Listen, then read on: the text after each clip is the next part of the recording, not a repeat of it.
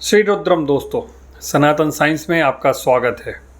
मैं आशुतोष। आज हम चर्चा करेंगे महाभारत के एक ऐसे पात्र के बारे में जो अपने आप में वीरता, साहस और अतुलित बल का साक्षात उदाहरण है। हम बात करने वाले हैं अभिमन्यु की, अभिमन्यु के पूर्व जन्म की। कि आखिरकार ऐसा क्या हुआ कि एक वो योद्धा को भगवान श्री कृष्ण ने अपने हिसाब से न केवल प्रशिक्षित किया था बल्कि शस्त्र शास्त्र और एक सामाजिक व्यवहार का ज्ञान दिया था। तो जिसको स्वयं भगवान सिखाएं, ऐसा कैसे हो सकता है कि केवल 16 साल जैसी छोटी उम्र में वो वीरगति को प्राप्त हो जाए।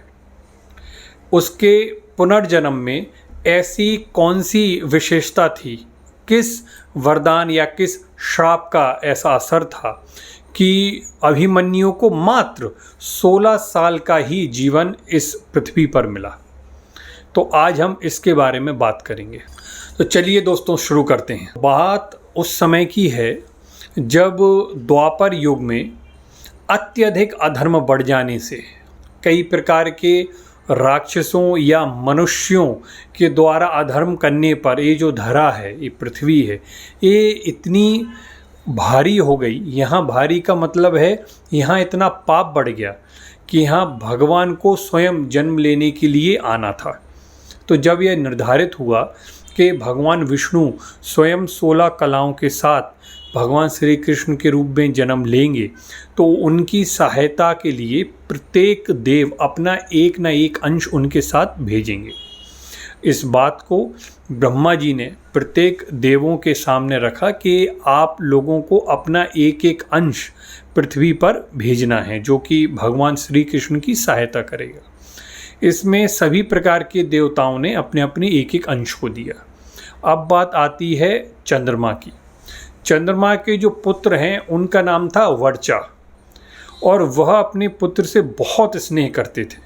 और जब ये बात उनको बताई गई कि भाई आपको भी अपने पुत्र को धरती पर भेजना है जिससे कि वो भगवान श्री कृष्ण की सहायता कर सकें, तो वो बहुत दुखी हो गए। सभी देवताओं ने उनको समझाया, जो इष्ट थे उन्होंने उनको बताया कि जब भगवान स्वयं अवतार ले रहे हैं पृथ्वी पर, तो प्रत्येक मनुष्य का ये धर्म है और कर्तव्य है कि उनकी सहायता करें। फिर तो अपन भगवान हैं, अपना कर्तव्य होता है कि धरती पर जाके उस धरा को पाप से मुक्त कराएं। इसलिए आपको अपने बच्चे को, अपने पुत्र को पृथ्वी पर भेजना चाहिए जन्म के लिए।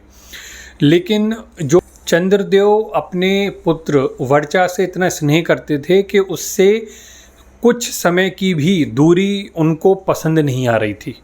वो निराश हो गए थे। लेकिन जब स्वयं ब्रह्मा जी ने उनको बताया, समझाया, तो उनके मन में आया कि ठीक है, कुछ इसके बारे में करते हैं।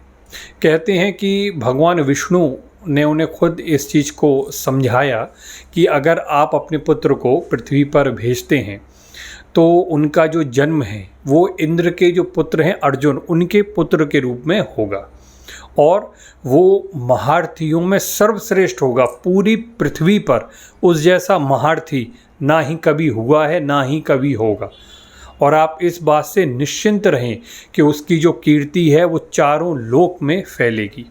इतना सब समझाने के बाद, बताने के बाद, जो भगवान चंद्रदेव हैं वो तैयार हुए और इन्होंने अपने पुत्र वर्चा को भगवान श्री कृष्ण की मदद के लिए पृथ्वी पर भेजा, और इनका जन्म अर्जुन के पुत्र के रूप में हुआ जिनको अभिमन्यु कहा गया। और मित्रों, अभिमन्यु का मतलब ही होता है आत्मसम्मान, आत्मरक्षा। वो व्यक्तित्व जो स्वयं अपनी आत्मसम्मान के लिए हर उस चीज़ या हर उस व्यक्ति के सामने खड़ा हो जाए जो अधर्म का साथ देने वाला हो, और हुआ भी वही। कहते हैं कि जब अर्जुन अपनी पत्नी सुभद्रा को चक्रव्यूह का ज्ञान दे रहे थे, उस समय अभिमन्यु उनके गर्भ में थे। तो चक्रव्यूह में जाने का जो नियम था उस सूत्र को तो उन्होंने सुभद्रा को बता दिया था, लेकिन चक्रव्यूह से आने का जो व्यवस्था, जो ज्ञान था, वो उन्होंने सुभद्रा को जब बताया तब सुभद्रा सो गई थी। तो अभिमन्यु को केवल इतना पता था कि चक्रव्यूह में अंदर कैसे जाया जा सकता है। और चूंकि भगवान श्री कृष्ण को ये सारी घटनाएं पहले से ही पता थी, तो इसलिए कई बार जब अभिमन्यु छोटे थे और जब युवावस्था को प्राप्त हुए तो उन्होंने अपने मामा भगवान श्री कृष्ण से कई बार पूछा कि चक्रव्यूह से अंदर आने का तो मुझे पता है, लेकिन उससे फिर बाहर जाने का जो तरीका है वो मुझे नहीं पता। तो उसका क्या तरीका हो सकता है, क्या ज्ञान है, आपने मुझे इतना सिखाया है, तो केवल इसके बारे में भी आप मुझे बताएं। लेकिन श्री कृष्ण ने उन्हें कभी भी युद्ध से बाहर निकलने की जो विद्या है वो नहीं बताई। महाभारत के उस समय की बात हम कर रहे हैं जब द्रोणाचार्य ने चक्रव्यूह की रचना की, और इस चक्रव्यूह को संपूर्णतः से केवल कुछ लोग ही तोड़ सकते थे, जिसमें पहले थे भगवान श्री कृष्ण, दूसरे थे अर्जुन, तीसरे थे भगवान श्री कृष्ण के पुत्र धृष्टद्युम्न, और उनके बाद एक वह व्यक्ति जिन्होंने स्वयं चक्रव्यूह की रचना की थी, गुरु द्रोणाचार्य। इनके अलावा कोई भी उस चक्रव्यूह को भेद नहीं सकता था। अभिमन्यु को केवल उसके अंदर जाना आता था। उस समय जब ये चक्रव्यूह की रचना हुई, भगवान श्री कृष्ण और अर्जुन उस युद्ध मैदान से जहाँ पे चक्रव्यूह की रचना हुई है वहाँ से कहीं और किसी के साथ लड़ने गए हुए थे। हालांकि वो भी एक योजना का हिस्सा था जो गुरु द्रोणाचार्य ने बनाया था। तो उस समय केवल 4 पांडव थे और अभिमन्यु थे। तो अभिमन्यु ने युधिष्ठिर से बोला कि मुझे चक्रव्यूह में जाना तो आता है, लेकिन वापस आने का जो ज्ञान है वो मुझे नहीं आता। तो इस पर भीम का ये कहना था कि आप उसके अंदर चले जाओ, हम लोग भी आपके साथ साथ आते हैं, और जब हम लोग साथ आएंगे तो वहाँ से बाहर निकलने का जो तरीका है हम लोग साथ में युद्ध करके वहाँ से बाहर आ जाएंगे। ठीक है। अब हुआ क्या मित्रों कि जब ये लोग इस योजना से चक्रव्यूह के अंदर जाने लगे तो अभिमन्यु तो चक्रव्यूह के पहले चरण में पहुंच गया, लेकिन जो 4 पांडव थे वो चक्रव्यूह के अंदर नहीं जा पाए, क्योंकि उनको बीच में रोक लिया था जयद्रथ ने। अब जयद्रथ ने उन 4 पांडवों को रोका और 4 पांडव एक साथ मिलकर भी जयद्रथ को हरा नहीं पाए। अब ये क्यों नहीं हरा पाए, ये अलग से कहानी है इसकी। इस पूरी कथा को हम आपके लिए लेके आएंगे, और इसमें विस्तृत जानकारी अगर आप चाहते हैं अलग से तो आप कमेंट कीजिए, हम उसके लिए आपको एक विशेष कहानी के रूप में और बहुत ही सरल भाषा में बताएंगे। चलिए कहानी पर वापस आते हैं। तो अभिमन्यु एक चरण, दूसरा चरण, तीसरा चरण करते करते अंतिम 7वें चरण तक पहुंच गया। इसी युद्ध में, मतलब जब वो चरण पार कर रहा था तो उस समय उसने दुर्योधन के जो पुत्र थे लक्ष्मण, उनका भी वध किया, और उसके साथ साथ कई महारथी जो थे, शुद्धभम थे, और उनके साथ साथ उनके कई और महारथी थे, उनका भी वध किया। तो जब 7वें चरण में अभिमन्यु पहुंचा तो उनके सामने 7 महारथी थे, जहाँ पर दुर्योधन, कृपाचार्य, द्रोणाचार्य, कर्ण और उसके साथ साथ कई और अन्य महारथी थे। कुल मिलाकर अभिमन्यु अकेला था और उसके सामने 7 महारथी थे, और उन 7 महारथियों ने अभिमन्यु को अकेले ही मारा, जो कि युद्ध नीति के बिल्कुल विपरीत था। लेकिन उस समय दुर्योधन के सर पर इस तरीके से अधर्म चढ़ गया था कि उसने ये भी नहीं देखा कि सामने वाला जो योद्धा है मात्र 16 साल का एक बालक है। दोस्तों, उन 8 महारथियों ने, कहते हैं, अभिमन्यु के प्रत्येक अंग पर तकरीबन 300 से ज़्यादा वार किया। उसका पूरा शरीर लहू लुहान हो गया था, वो चल नहीं पा रहा था, वो सही से अपने बाण को उठा नहीं पा रहा था। किसी ने उसका रथ तोड़ दिया, किसी ने उसका धनुष तोड़ दिया, किसी ने उसका बाण को तोड़ के रख दिया। उसने जैसे तैसे खड़े होकर जो रथ होते हैं उसका पहिया लेकर अपने आप को बचाया और उनसे भी युद्ध किया। जब तक उसके शरीर में एक बूंद भी रही रक्त की, तब तक उसने उन 7 महारथियों से युद्ध किया। अंत में कई बार महारथीकरण के बोले जाने पर कि इसको अब तो छोड़ दो, अब तो इसमें जान ही नहीं है, लेकिन उसको छोड़ा नहीं गया।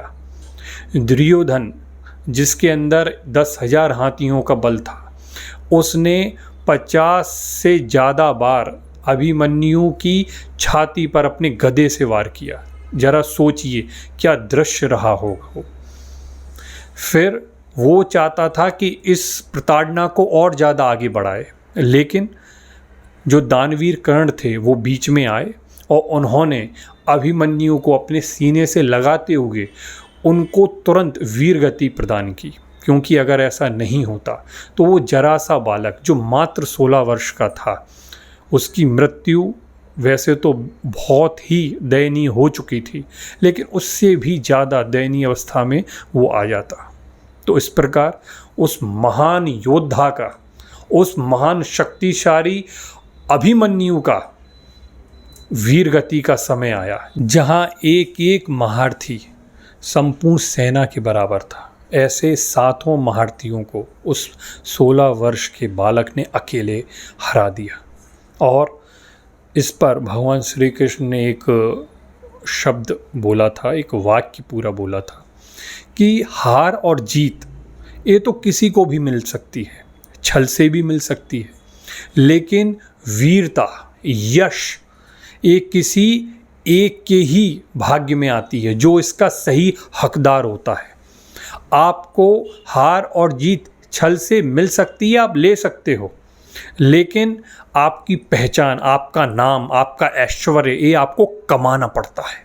और अभिमन्यु ने वो ऐश्वर्य, वो नाम, वो प्रगति, वो प्रकाश अपने नाम पर स्वयं कमाया था। ऐसे इस 16 वर्ष के अद्भुत योद्धा का अंत हुआ। और 16 वर्ष का अंत इसका इसलिए हुआ, 16 वर्ष की आयु में इस बालक का अंत इसलिए हुआ क्योंकि इनके जो पिता थे चंद्रदेव, उन्होंने ये शर्त रखी थी कि केवल 16 वर्ष के लिए ही मैं अपने पुत्र वर्चा को पृथ्वी पर भेजूंगा, और जैसे ही 16 वर्ष संपूर्ण होंगे मैं उसको वापस अपने पास बुला लूँगा। तो जैसे भगवान श्री कृष्ण ने उनको ये सारी बातें बताई थी, उन्होंने अपनी पूरी लीला से इन सारी चीज़ों को सिद्ध किया। और आज भी अभिमन्यु का जो नाम है, उस नाम को कोई दूसरा योद्धा बदल नहीं पाया। अभी भी अभिमन्यु का मतलब है वो साहस जहाँ पर सामने वाले के पैर डगमगाने लगे। खैर, आज की कहानी केवल इतनी ही है। फिर से किसी नई कहानी के साथ आप लोगों के सामने प्रस्तुत होंगे।